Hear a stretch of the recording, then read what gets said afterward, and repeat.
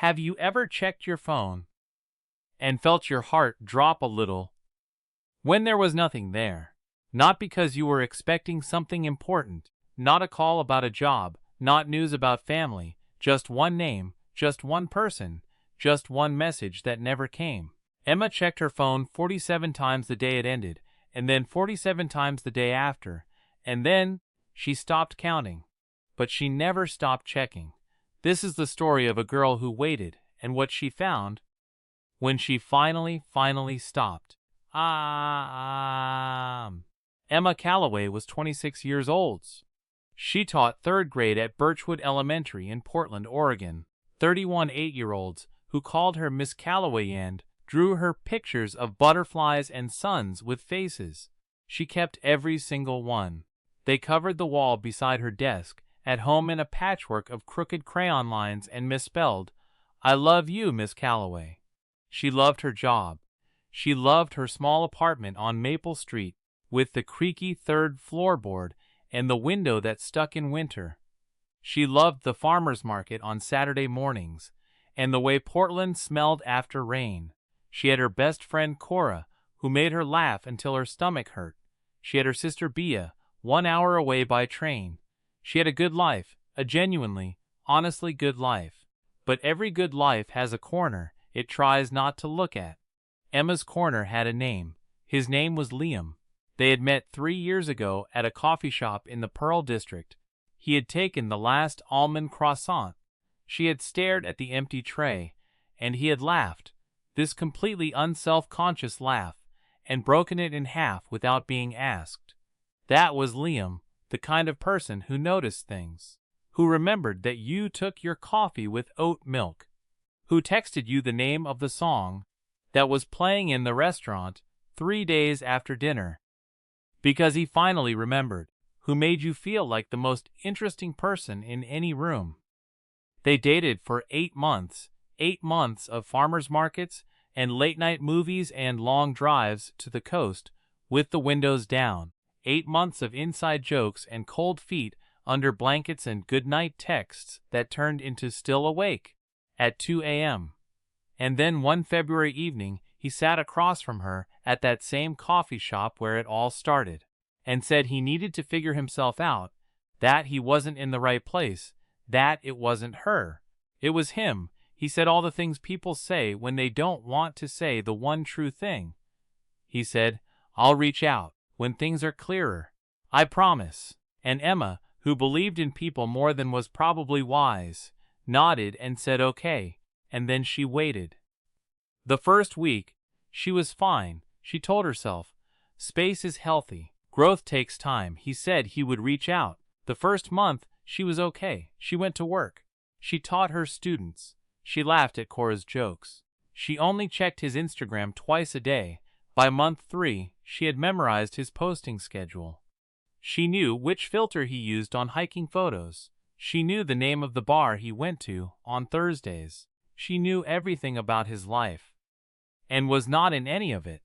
She didn't go on dates. Not because she wasn't asked, but because saying yes to someone else felt like closing a door, and she wasn't ready to close it. She kept the conversation thread, their last messages. She had read them so many times the words had lost their shape. She had imagined, maybe 1,000 times, what she would say if he finally wrote. She had different versions, the cool distant one, the warm forgiving one, the honest one she never would have actually sent. A year passed, 2 years, and in all of that time, with all of those days, his name never appeared. The door stayed open, and Emma stood in the draft, getting colder, getting smaller, waiting.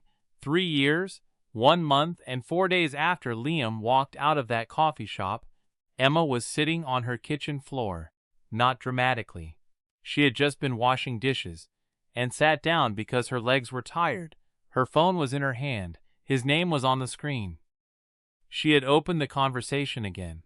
That old habit, that worn path her thumb had walked 1,000 times, and this time, for the first time, she didn't feel hope, she didn't feel sadness, she didn't feel anger. She felt tired deeply, completely, bone-deep tired.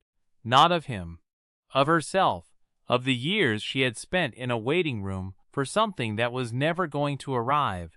She thought about all the Saturdays she had kept free, just in case he called, all the conversations at parties where she said, "I'm not really dating anyone right now," like she was still his when she had never been asked to be. And sitting there on the kitchen floor, she started laughing. Not a happy laugh, the kind that comes right before you cry, or sometimes instead of it. 3 years. She had given 3 years to a promise that had already been broken the moment it was made. She called Cora. It was 11:17 p.m. Cora picked up before the second ring. "Emma, I've been waiting for Liam for 3 years. Silence. Then, I know. Why didn't you tell me to stop?" Cora was quiet for a moment. "Because you weren't ready to hear it, and I wasn't going to take that from you. But also, I kind of thought you knew." And the awful thing was, she had known. She had known by month 4, maybe earlier. The knowing had just been too quiet to listen to, and the hope had been too loud to ignore. "Cora, yeah? I think I've been grieving something that was already over, and I didn't let myself grieve it because I kept thinking it might not be." More silence, the good kind. The kind that means someone is really listening. "Can I come over?" Cora asked. "It's almost midnight, Emma. Yeah, come over." Cora arrived in 15 minutes, hair messy, still in her pajama top. She brought a bar of chocolate and said nothing for a long time, just sat beside Emma on the kitchen floor. Eventually Emma said, "I think I'm angrier at myself than at him." "Why?" Cora asked. "Because he just left. People leave. That's allowed. But I stayed. I kept choosing to stay in something that wasn't even there. I kept building a relationship in my head with someone who had already moved on, and I called it hope, but it wasn't hope. It was just fear." Cora turned to look at her. "Fear of what?" Emma thought about it for a long time. "Fear that if I close the door, there's just a hallway, a long hallway, and I have to walk it alone, and I'd rather stand in a broken doorway than walk into that." Cora reached over and took her hand. "Emma, you've been walking that hallway for 3 years. You've just been doing it backwards, looking at a door that was already closed, and missing everything that's ahead of you." The kitchen was very quiet. Emma stared at the ceiling, and for the first time in 3 years, she let herself believe that. Maybe the hallway was not the worst thing. Maybe it was just the walk she had to take. She did not delete his number that night. That felt like a performance. And she was done performing things for no one. What she did was simpler. She put her phone in the kitchen drawer, and she went to sleep. In the morning, she made coffee. She stood at her window the way she always did. The street was wet from last night's rain. Someone walked their dog past the yellow maple on the corner. A boy on a bicycle rang his bell at a squirrel. Emma watched and thought, "I have been looking at a phony while a whole world moved outside my window." That Saturday, she went to the farmer's market, not wondering if he'd be there, just going. She bought the weird purple carrots she had always thought about buying and never did because she was saving that decision for when she was doing it with someone. She bought them, ate them walking back to her car, alone, perfectly fine. She started going to a pottery class on Tuesday evenings. She was terrible at it. Her first bowl looked like a crime. She laughed the whole time. She said yes to a coffee date. A quiet man named James, who taught history at the community college, who ordered the same tea as her by accident and turned red about it. She didn't know where it would go. She stopped needing to know.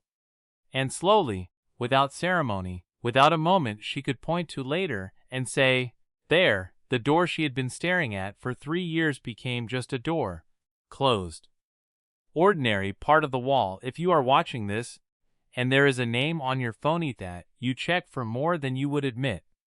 I want to say something gently. Not everyone who says, "I'll reach out," is lying.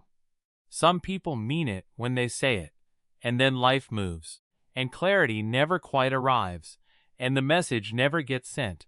That is not about your worth. That is not a verdict on you. But here is what I have learned from Emma. Waiting for someone who is not coming is not loyalty. It is not love. It is fear wearing the costume of hope. You are allowed to close the door. You are allowed to walk away from a waiting room that was never going to call your name. You are allowed to buy the purple carrots, alone for no reason. Just because you wanted to. The hallway is not as long as you think, and you have been stronger than you know for a very long time. It is okay to use that strength for yourself now.